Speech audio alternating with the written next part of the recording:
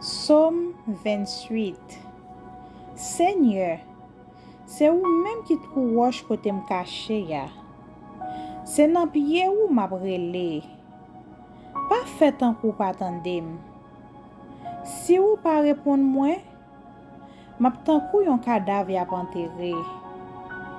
Tandem non les m'a brûlé ou. Les m'a demandé ou secours.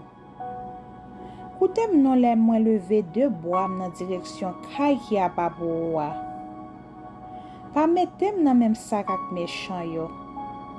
Ak moun ka fait ça qui mal.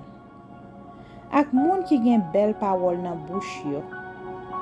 Mais qui gen méchanceté plein cœur yo. Pini yo pour ça yo fait.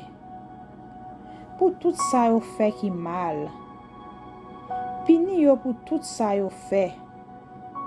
Ba yo ça yo mérité. Yo pas prend ka sa Seigneur a te fait.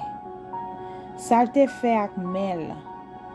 C'est pour Seigneur a détruire yo. C'est pour disparaître yo net aller. On fait louange Seigneur ya. Li tandem le mwen relel. Seigneur a protégé m. La prend défense moi. Moi mette toute confiance moi dans li. Li edem kem content. M'a chanter pour me faire louange li. C'est Seigneur qui toute force peuple ya.